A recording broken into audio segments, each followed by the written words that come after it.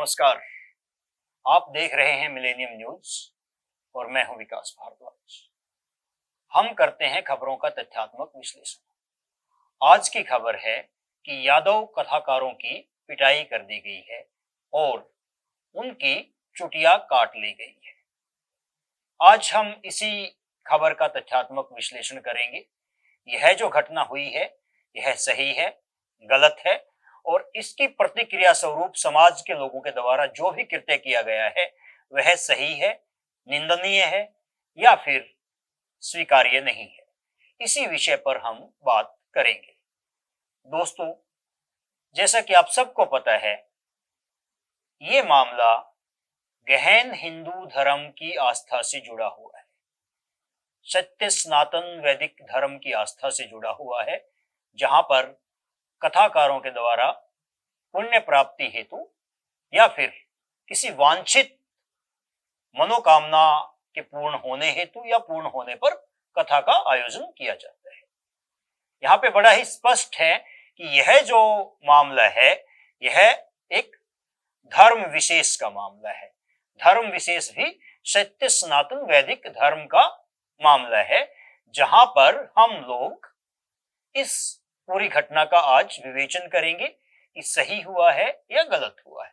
जब भी इस प्रकार की कथा का आयोजन होता है तो किसी योग्य और विद्वान ब्राह्मण के द्वारा इस प्रकार का आयोजन संपन्न हो, यही प्राथमिकता होती है और यही विधान भी है। कथाकार ब्राह्मण ही क्यों हो, क्या अन्य नहीं हो सकता? हम इस विषय पर भी बात करेंगे। लेकिन हमारे यहां पर सबसे पहले तो पारदर्शिता बड़ी आवश्यक है, खासकर जब भगवान के कृत्य से संबंधित कोई भी कार्य का आयोजन किया जाए। हम यदि संकल्प लेते हैं तो भी हम बताते हैं कि हमारा नाम क्या है, हम किसके पुत्र हैं, किसके पौत्र हैं, हमारा कुल क्या है और हमारा गोत्र क्या है। उसी प्रकार से जो हमारे आचार्य होते हैं वो भी अपना परिचय लेते हैं संकल्प के अंदर। हमारे आचार्य भी अपने बारे में पूरी जानकारी विस्तार से देते हैं कि मेरा नाम क्या है, मेरा गोत्र क्या है, अमुक नाम ने अमुक स्थाने, ठीक है, जैसा अक्सर आप लोग सुनते हो जम्बूद्वीपे भरतखंडे। तो हमारे यहाँ पर छुपाने का कोई भी व्यवस्था नहीं है जहां पे अपनी पहचान को छुपाया जाए। आप जो भी हैं, जिस भी वर्ण से हैं, आपको अपनी पहचान स्पष्ट रूप से बतानी होती है। और यदि आप जो है सत्य सनातन वैदिक हिंदू धर्म को मानते हैं तो आप वर्ण व्यवस्था को भी मानते हैं, क्योंकि ये सब कथा का आयोजन उसी व्यवस्था के अधीन होता है। हमारे यहाँ पर 4 वर्ण हैं, ठीक है। उन 4 वर्ण में से भी आज हम शूद्र वर्ण की बात करेंगे। शूद्र वर्ण की जो उत्पत्ति हुई है वो कहां से हुई है? वो हुई है श्री चरणों से। श्री चरण, श्री चरण वही होते हैं जहां के लिए बड़े से बड़ा कोई योगी भी तपस्या करके श्री चरणों को स्पर्श करने की लालसा रखता है। दुनिया की जो सबसे बड़ी ताकत होती है वो भी ये सोचती है कि एक बार सौभाग्य प्राप्त हो जाए, हमें श्री चरणों की प्राप्ति हो जाए। यदि हमारे यहाँ पर किसी का देहांत हो जाए, किसी का निधन हो जाए, तो हम सब लोग उसके लिए कामना करते हैं कि वो पुण्य आत्मा है, अच्छा व्यक्ति है, तो भगवान उसको श्री चरणों में स्थान दे। तो हमारे यहाँ पर जो सबसे महत्वपूर्ण विषय है या सबसे महत्वपूर्ण जो प्राप्ति है या जो सबसे बड़ा साध्य है वो है श्री चरण, यानी भगवान के चरण। यदि आप भगवान के चरणों को प्राप्त कर लेते हो तो उससे बड़ा कुछ भी नहीं है। इस तरह का हमारे यहाँ पे बताया गया है, इस तरह की चीजें वर्णित हैं कि आप हमेशा अपना साध्य ऐसा रखो कि आपको भगवत चरणों की प्राप्ति हो, आपको श्री चरणों की प्राप्ति हो। और इसी आस्था में, इसी बात में आस्था रखते हुए, विश्वास रखते हुए हमारे यहाँ पे धार्मिक आयोजन होते हैं। तो जिनकी उत्पत्ति श्री चरणों से हुई है वो तो एक तरह से जो है उनके ऊपर विशेष अनुकंपा होती है भगवत की, भगवान की। और इसी कारण से यदि कोई भी शूद्र वर्ण से संबंधित व्यक्ति सत्य सनातन आस्था की शरण में आकर भगवान की तपस्या करता है, साधना करता है, तो वह पूजनीय हो जाते हैं। एक तरह से आप कह सकते हैं कि वह भी भगवान के तुल्य आदरणीय हो जाते हैं।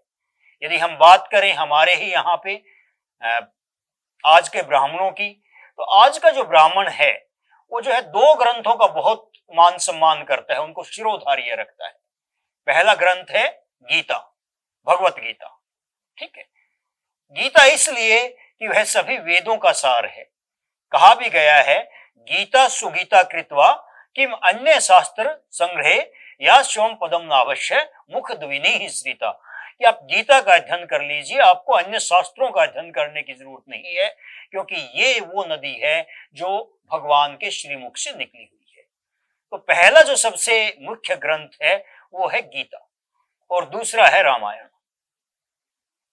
आपने राम जी के चरित्र को पढ़ लिया और उसको यदि आपने अपने आचरण में उतार लिया तो फिर जो है आप एक तरह से सभी ज्ञान की प्राप्ति कर लेते हो। तो गीता और रामायण ऐसे दो ग्रंथ हैं जिनको हर वैदिक धर्म को मानने वाला हर सनातनी व्यक्ति शिरोधार्य करता है। और यदि इन दोनों के लेखकों की बात की जाए तो इन दोनों के ही लेखक दलित हैं। रामायण किसने लिखी? महर्षि वाल्मीकि ने, वो शूद्र समुदाय से थे। गीता किसने लिखी? महर्षि वेदव्यास ने, वो भी शूद्र समुदाय से थे। लेकिन आज दोनों ही पूजनीय हैं, आज दोनों ही वंदनीय हैं, लेकिन उन्होंने अपनी पहचान छुपाकर ऐसा कृत्य नहीं किया। तो आज जो भी दलित भाई, जो भी शूद्र वर्ण से संबंधित यदि कोई व्यक्ति है और वह सनातन के अंदर आस्था रखता है तो ये बड़े सौभाग्य की बात है। और यदि कोई भी दलित या कोई भी ऐसा व्यक्ति जिसको आप शोषित या वंचित मानते हैं या जिसको आप शूद्र मानते हैं, मेरा विश्वास है कि यदि वह सत्य सनातन की शरण में आएगा तो महर्षि वेदव्यास की तरह, महर्षि वाल्मीकि की तरह पूजनीय बनने का स्थान प्राप्त कर सकता है। लेकिन उसको सच्ची आस्था से और सच्ची श्रद्धा से सत्य सनातन की शरण में आना होगा। तो ये तो बात है कि जो शूद्र लोग हैं उनका स्थान क्या है हमारे धर्मों के अनुसार, हमारे ग्रंथों के अनुसार। तो जिन श्री चरणों के लिए हम सब लालायित रहते हैं वहां से आपकी उत्पत्ति होती है, और मैं आपको नमन करता हूं, उस स्थान को नमन करता हूं जहां से आप आए हैं। दूसरी बात यह है कि आप श्री चरणों से उत्पन्न हुए हैं तो आपके ऊपर भगवान की विशेष कृपा है। आप अपने स्थान को पहचानो, आप अपनी वैल्यू को पहचानो, आप अपने आप को हीन मत समझो। भगवान ने आपको चुना है, भगवान हर किसी को नहीं चुनते। भगवान श्री कृष्ण का जो जन्म हुआ वो एक यादव यदुवंशी परिवार में हुआ। तो यदि आप यादव समाज से हैं तो आपको गौरवान्वित होना चाहिए कि आप उस समाज से हैं जिस समाज के अंदर जन्म लेने के लिए भगवान भी लालायित रहते हैं, और यह बड़े गर्व की बात है। अब हम बात करते हैं कि हमारे यहाँ पे अलग अलग वर्ण के अलग अलग कार्य हैं। ठीक है, हमारे यहाँ पे धर्म की रक्षा, धर्म के आयोजन, धर्म का प्रचार प्रसार, ये सब जो है ब्राह्मण जो वर्ण है उसको इसका दायित्व दिया गया है। तो यदि आप ब्राह्मण वर्ण के कार्य कर रहे हैं, आप कीजिए, बहुत अच्छी बात है।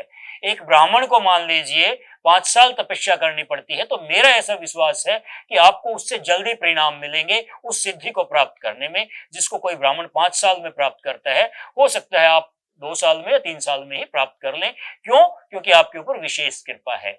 लेकिन आपको भगवान से छल कपट नहीं करना है, आपको अपनी जाति और पहचान नहीं छुपानी है। जाति और पहचान जो छुपाता है उसको हमेशा पछताना पड़ता है, उसको हमेशा ही निराशा हाथ लगती है। जिस प्रकार कर्ण जो थे, कर्ण महान योद्धा थे, उन्होंने ज्ञान प्राप्त किया लेकिन उन्होंने अपनी पहचान छुपाकर ज्ञान प्राप्त किया, और पहचान छुपाकर ज्ञान प्राप्त किया तो वो उस ज्ञान को भूल गए। कड़ी मेहनत से जिसे पाया उसको उस समय भूल गए जब सबसे ज्यादा जरूरत थी। तो अपनी पहचान छुपाकर कोई भी सिद्धि प्राप्त करने का हमारे यहाँ पे कोई न विधान है और न ही कोई नियम है। तो आपको ट्रांसपेरेंट रहना है, पारदर्शी रहना है, समाज के साथ भी और अपने साथ भी। जब आप वैदिक सनातन परंपरा का हिस्सा बनते हो तो आपको छल कपट द्वेष और ये अपनी पहचान छुपा के कोई कृत्य करना, इस तरह के कार्य करने की आवश्यकता नहीं है। दूसरी बात कि ये जो घटनाक्रम हुआ इस घटनाक्रम के अंदर दोषी कौन है? ठीक है, जो यादव लोग ब्राह्मण बनकर कथा का आयोजन कर रहे थे, ठीक है, क्या वो दोषी हैं, या जिन लड़कों ने उनकी पिटाई कर दी क्या वो दोषी? देखिए, आपको हिंदू परंपरा को, हिंदू सत्य सनातन वैदिक परंपरा को समझना होगा। हम लोग कोई भी धार्मिक आयोजन करते हैं, हम लोग जो है हमारे मन में मनोकामना होती हैं, उनको या तो वो पूर्ति हो जाए तो करते हैं, या फिर जो है उनको हम पूर्ण होने के लिए भी इस तरह के आयोजन करते हैं। और उसी में यदि हमारे साथ धोखा हो जाए, उसी में छल कपट हो जाए, तो वह जो है स्वीकार्य नहीं। तो अच्छा तो ये है कि आप अपनी जाति बदल के इस तरह के कृत्य ना करें। दूसरी बात यह है कि हमारा जो समाज है, हमारा जो हिंदू धर्म है, हमारा जो सत्य सनातन वैदिक धर्म है, उसका दायरा बहुत विस्तृत है। हम लोग नर से नारायण किस तरह से बन सकते हैं, हमारे ऋषि मुनियों ने वो सब चीजें हमारे ग्रंथों में लिखी। देव, भगवान, सब कुछ इंसान बन सकता है बशर्ते उसके अंदर योग्यता हो। ठीक है, हमारे यहाँ बोलते हैं कि मातृदेवो भव, पितृदेवो भव, माता और पिता दोनों देवतुल्य हैं। क्यों? क्योंकि वो सृजन करते हैं, वो संतान की उत्पत्ति करते हैं, और सृजन का और उत्पत्ति का गुण जो है भगवान का है, इसलिए वो देवतुल्य होते हैं। धीरे धीरे व्यक्ति यदि सद्गुणों में लिप्त हो और वह अपनी जो है परम साधना को, परम शिखर को प्राप्त कर ले, तो हमारे यहाँ पे वह व्यक्ति भगवान भी बन सकता है। हमारे यहाँ पे बताया गया है कि भगवान कौन होता है। ठीक है, हमारे यहाँ पे बताया गया है कि जो भग को धारण करने वाला है वो भगवान है। जैसे हनुमान विद्यावान गुणी, यानी विद्यावान जो विद्या को धारण कर रहे हैं और गुणी हैं। ठीक है, तो ऐसे ही भगवान या धनवान जैसे जो धन को धारण करता है, तो इसी प्रकार से जो भग को धारण करता है वो भगवान होता है। कौन होते हैं भगवान? जो भग को धारण करे। भग क्या है? भग 6 गुण है, विशेष गुण, ईश्वरीय गुण। जिसके अंदर वो गुण होंगे वह व्यक्ति या वह दिव्यात्मा भगवान होंगे। वो कौन कौन से गुण हैं मैं आपको बताता हूं। भग का पहला गुण है ऐश्वर्य। ऐश्वर्य, वीर्य, यश, श्री, ज्ञान और वैराग्य। यदि आप में ये 6 ईश्वरीय विभूतियां हैं तो आप भगवान हैं। मतलब ऐश्वर्य, यदि आप जो है दूसरे लोगों को ऐश्वर्य का वरदान दे सकते हैं, ठीक है, आप में वो शक्ति है कि आप जो है इस संसार को ऐश्वर्य प्रदान कर सकते हैं। ठीक है, तो भगवान के 6 गुणों में से एक गुण आपके अंदर हुआ। वीर्य, वीर्य का मतलब होता है उत्पत्ति, जीव उत्पत्ति स्रोत, यानी आप इस सृष्टि के सृजन के योग्य हैं। आप में वो शक्ति है कि आप सृष्टि का सृजन कर सकते हैं। तो भी भगवान के 6 गुणों में से एक गुण आपके अंदर हुआ, यश। ठीक है, सब लोग आपकी महिमा का गुणगान करते हैं। क्यों? क्योंकि आप गुणों से परिपूर्ण हो। यदि सभी लोग आपके यश को मानते हैं, आपका सर्वत्र यश व्याप्त है, तो आप भगवान हो सकते हो, क्योंकि यश जो है वो भी भगवान का ही एक गुण है। श्री, श्री का मतलब ये है कि आप सौभाग्य प्रदान करने वाले हैं। यदि आप में ऐसा गुण है कि आप इस संसार को श्री युक्त बना सकते हैं, तो आप जो है भग के धारण करने वाले हैं। ज्ञान, यदि आप उच्च ज्ञान से युक्त हैं, आप दिव्य ज्ञान से युक्त हैं, तो आप जो है भगवान हो सकते हैं। और वैराग्य, वैराग्य का मतलब ये है कि आपके अंदर निजी स्वार्थ नहीं है, निजी लालसाएं नहीं हैं, और इस तरह के यदि आपके अंदर दिव्य ईश्वरीय गुण हैं तो आप भगवान हो सकते हैं। तो हमारा धर्म एक ऐसा धर्म है जिसके अंदर बताया गया है कि हम लोग किस तरह से मानव देह के अंदर रहते हुए किस तरह से हम लोग सृष्टि को जान सकते हैं, भगवान को पहचान सकते हैं, और हम लोग भगवान के दिव्य गुणों को अपने अंदर धारण करके हम उस स्तर तक भी पहुंच सकते हैं जहां पे हम खुद भगवान तुल्य हो जाए। ऐसा संभव है हमारे धर्म ग्रंथों के अनुसार। लेकिन अब बात यह आती है कि हमारे धर्म ग्रंथ तो बड़े ही विस्तृत हैं, हमारे यहाँ पे संकुचित कुछ भी नहीं है। ठीक है, हमारे यहाँ पे नर में भी नारायण इसलिए कहा गया है कि हम मानते हैं कि सर्वत्र भगवान व्याप्त है। बस अपने आप को पहचानना होता है और अपने अंदर वो लगन करनी होती है कि जिसके द्वारा हम साधना, तपस्या, अलग अलग हमारे यहाँ पे मार्ग है कि उससे हम लोग भगवान के जो गुण हैं उनको प्राप्त कर सके। और फिर हमारे विकास के भी मस्तिष्क की डेवलपमेंट के अलग अलग पार्ट्स होते हैं जिसको हम लोग जिसको हम लोग आध्यात्मिक चेतना बोलते हैं। ठीक है, आध्यात्मिक चेतना के किस स्तर पे हम हैं, ये सब चीजें निर्धारित करती हैं कि हम लोग किस स्तर पर जी रहे हैं और हम लोग किस स्तर को प्राप्त करेंगे, वो भी हमारी आध्यात्मिक चेतना पर ही निर्भर करता है। तो अब बात ये है कि ये जो यादव लोग थे, ब्राह्मण बनकर कथा कर रहे थे, क्या ये सही कर रहे थे? अभी कुछ दिनों पहले एक घटनाक्रम हुआ था। कहीं पर जो है किसी भंडारे के प्रसाद का आयोजन किया जा रहा था और उसके अंदर कोई विधर्मी व्यक्ति जो रोटियां बना रहा था वो गलत तरीके से बना रहा था। तो उस समय जो है ये निर्णय लिया गया कि जब भी हमारे सनातन धर्म से संबंधित कोई कार्य होगा तो विधर्मी लोग, जो दूसरे धर्म के लोग हैं और जो गलत तरीके से, मतलब वो कुछ ऐसी चीजें जो है कि हमारे प्रसाद को ही झूठा कर रहे हैं, तो उस तरह के लोगों को एंट्री ही नहीं दी जाएगी। और तब के बाद से जो है बोल दिया जाता है, जिस भी कैटरर को हम लोग हायर करते हैं कि भाई ये पुण्य का कार्य है, प्रसाद बनेगा, इसके अंदर हमें सात्विक लोग चाहिए, सात्विक भाव वाले लोग चाहिए और हिंदू समाज के ही लोग चाहिए। तो एक तरह से हम लोग मर्यादाओं का निर्धारण कर देते हैं कि हमें कैसे लोग चाहिए। इसी प्रकार की मर्यादाओं का निर्धारण किया गया है कि जब कथा का आयोजन होगा तो व्यास पीठ पर कौन लोग बैठेंगे, और यदि उसमें कोई पहचान छुपा रहा है तो वो निश्चित रूप से पाप का कार्य कर रहा है। ये कार्य स्वीकार्य नहीं है। यदि आप छल कपट के साथ कथा कर रहे हैं, चाहे आप किसी भी जाति से हैं, किसी भी वर्ण से हैं, ठीक है, आपको अपनी पहचान उजागर करके करना है। आपको चोर की भांति कुछ नहीं करना है, आपको अपनी पहचान के साथ करना है। क्यों? क्योंकि आप यदि भगवान से ही पहचान छुपाएंगे तो वो संभव नहीं। हमारे यहाँ मान्यता है कि भगवान सब जानते हैं। जो सब जानते हैं, जो सर्वज्ञ हैं, उनसे आप क्या छुपाओगे? नहीं छुपा पाओगे। और यदि आप कथा कर भी रहे हैं, ठीक है, आपने किसी कारण से जो है किसी भी कारण से आपको इस स्तर पे आना पड़ा कि आपने इसको व्यवसाय बनाया, इसको धंधा बनाया और आपने अपना जो है जाति बदली और आपने अपने जो है गलत आधार कार्ड वगैरह बनवाए, तो आपको समाज से इस चीज की माफी मांगनी चाहिए। दूसरी चीज ये है कि अब होना क्या चाहिए। समाज दोनों तरफ से एफआईआर हुई है मामले में, इसमें समाज की क्या भूमिका है, होना क्या चाहिए। जिस तरह से कई बार देश के अंदर कुछ कार्यों का हमारा न्यायालय स्वतः संज्ञान लेता है, उसी प्रकार से हमारे हिंदू समाज के जो प्रबुद्ध व्यक्ति हैं उनको स्वतः संज्ञान लेना चाहिए इस मामले में। और इस मामले में जो है, जो लोग अपनी जाति बदल के कथा कर रहे हैं, जो अपनी पहचान छुपा के कथा कर रहे हैं, उन लोगों को इस समय प्रायश्चित करना चाहिए।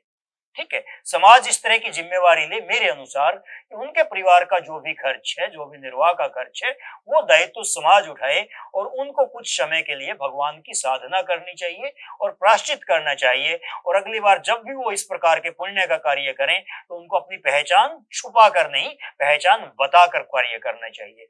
और यदि कोई भी, चाहे वो कोई दलित हो, चाहे कोई शूद्र हो, वो सच्चे मन से भगवान की आराधना करता है, सच्चे मन से सनातन की शरण में आता है, तो पूजनीय हो जाता है। जिस तरह से महर्षि वाल्मीकि पूजनीय हो गए हैं, जिस तरह से महर्षि वेद व्यास पूजनीय हो गए हैं।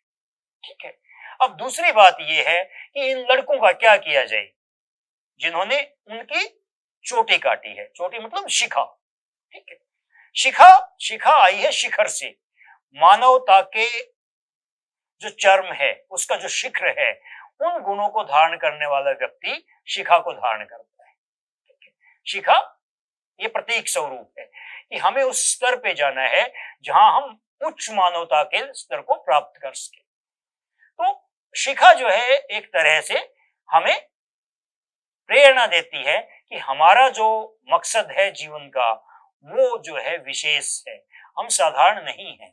हमें ऐसे कृत्य करने हैं कि जिससे मानवता को गर्व हो, जिससे विश्व बंधुत्व और ये सब हमारी जितनी भी क्वालिटीज हैं हमारे धर्म की, उनका हम प्रचार प्रसार कर सकें और हम कोई भी गलत कार्य ना करें। क्यों? क्योंकि हम शिखा को धारण करते हैं। तो एक तरह से इस तरह का सिंबल है शिखा, और इस शिखा को जो है कुछ लड़कों के द्वारा काटा गया है।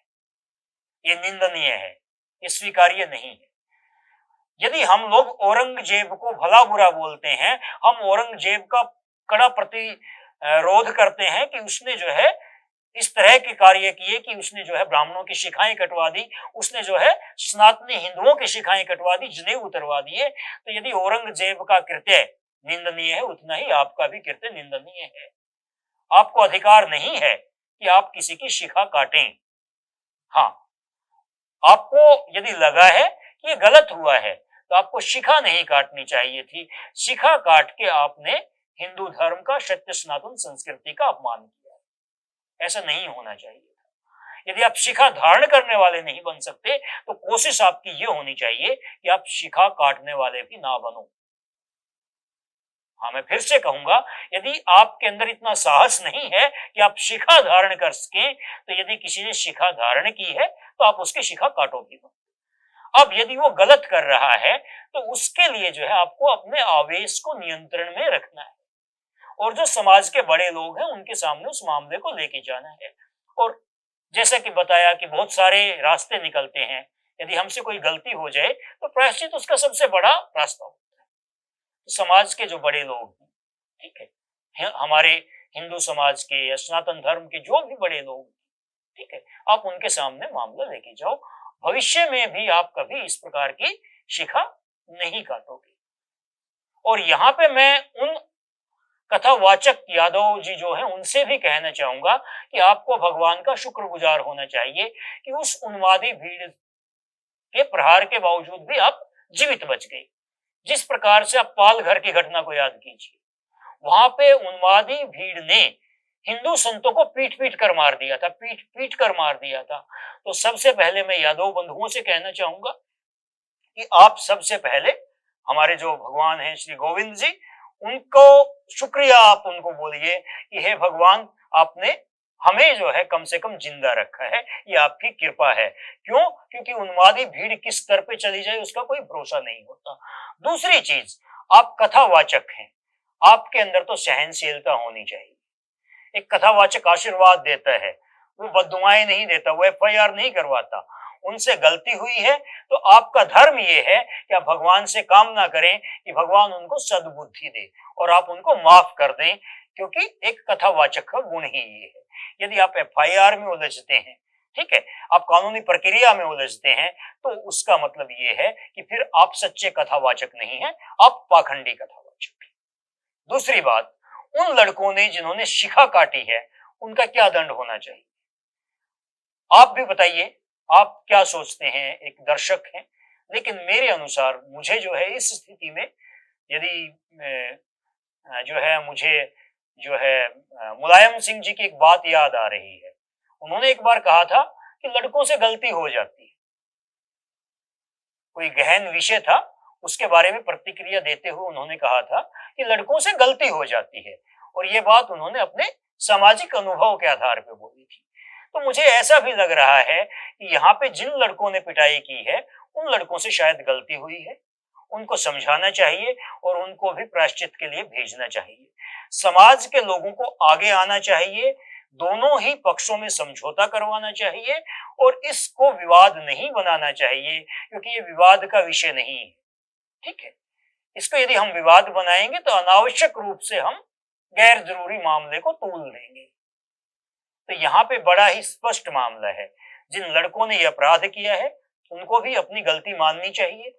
जिसने अपनी पहचान छुपा के इस तरह के कार्य किए हैं उन कथावाचकों को अपनी गलती माननी चाहिए, और समाज के जो बड़े और बुद्धिजीवी लोग हैं उनको दोनों ही पक्षों को समझाना चाहिए और दोनों के लिए कोई प्रायश्चित की व्यवस्था करनी चाहिए। तो मेरा यही कहना है इस मामले में। आपकी क्या राय है आप कमेंट करके बताइए। नमस्कार, जय श्री राम।